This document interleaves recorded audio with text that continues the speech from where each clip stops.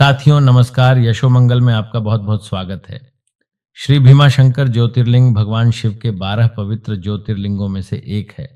यह महाराष्ट्र के पुणे जिले में सह्याद्री पर्वत श्रृंखला डाकिनी वन के ऊंचे पहाड़ों पर स्थित है। घने जंगलों और प्राकृतिक खूबसूरती के बीच बसा यह मंदिर धार्मिक आस्था के साथ साथ प्रकृति प्रेमियों के लिए भी एक अद्भुत स्थान है। भीमाशंकर ज्योतिर्लिंग की स्थापना के पीछे त्रिपुरासुर वध और कुंभकर्ण के पुत्र भीमा से जुड़ी दो प्रमुख कथाएं प्रचलित हैं। पौराणिक कथा के अनुसार रावण के भाई कुंभकर्ण का एक पुत्र था जिसका नाम भीमा था। जब उसे पता चला कि उसके पिता का वध भगवान विष्णु के अवतार श्री राम ने किया है तो वह क्रोध से भर गया। उसने ब्रह्मा जी की कठोर तपस्या करके असीम शक्तियां प्राप्त कर ली। शक्तिशाली होने के बाद भीमा ने देवताओं और ऋषियों पर अत्याचार करना शुरू कर दिया। उसने भगवान शिव के परम भक्त कामरूप देश के राजा सुप्रिय को बंदी बना लिया। जेल में भी राजा सुप्रिय ने मिट्टी का शिवलिंग बनाकर शिव जी की पूजा जारी रखी। जब भीमा ने राजा सुप्रिय को पूजा करते देखा तो उसने अपनी तलवार से उस शिवलिंग को तोड़ने का प्रयास किया।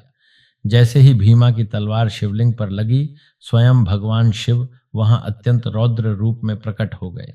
भगवान शिव और राक्षस भीमा के बीच भयंकर युद्ध हुआ जिसमें शिव जी ने भीमा को भस्म कर दिया। युद्ध के बाद देवताओं और ऋषियों ने प्रार्थना की कि भगवान शिव हमेशा के लिए इसी स्थान पर निवास करें। उनकी प्रार्थना स्वीकार करते हुए शिव जी वहां ज्योतिर्लिंग के रूप में स्थापित हो गए। चूंकि यह स्थान भीमा के वध से जुड़ा था इसलिए इसका नाम भीमाशंकर पड़ा।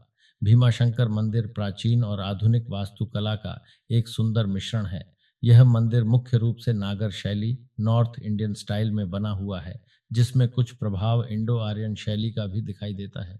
मंदिर के खंभों और दीवारों पर देवी देवताओं की बेहद सुंदर आकृतियां उकेरी गई हैं। इस प्राचीन मंदिर के विभिन्न हिस्सों का निर्माण अलग अलग कालखंडों में हुआ। मंदिर के गर्भगृह और मुख्य शिखर का निर्माण 18वीं शताब्दी में मराठा साम्राज्य के महान सेनापति नाना फडणवीस द्वारा करवाया गया था। छत्रपति शिवाजी महाराज भी इस मंदिर के दर्शन के लिए आया करते थे। मंदिर परिसर में एक बहुत बड़ा धातु का घंटा लगा हुआ है। इतिहास के अनुसार चिमाजी अपप्पा बाजीराव पेशवा के भाई ने पुर्तगालियों पर विजय प्राप्त करने के बाद वसई के चर्च से यह घंटा लाकर यहाँ भेंट किया था। यह मंदिर भौगोलिक और आध्यात्मिक दोनों ही दृष्टिकोणों से बहुत महत्वपूर्ण है। भीमाशंकर मंदिर के ठीक पीछे से भीमा नदी का उद्गम होता है। पौराणिक मान्यता है कि राक्षस भीमा से युद्ध के बाद भगवान शिव के शरीर से जो पसीना बहा उसी से इस नदी का निर्माण हुआ था। यह नदी आगे जाकर कृष्णा नदी में मिल जाती है। यहाँ स्थापित ज्योतिर्लिंग आकार में काफी बड़ा और मोटा है जिसके कारण इसे स्थानीय स्तर पर मोटेश्वर महादेव भी कहा जाता है। इस लिंग में एक बारीक रेखा दिखाई देती है जो इसे दो भागों में बांटती है। इसे भगवान शिव और माता पार्वती का अर्धनारीश्वर स्वरूप माना जाता है। यह पूरा क्षेत्र एक संरक्षित वन्य जीव अभयारण्य है।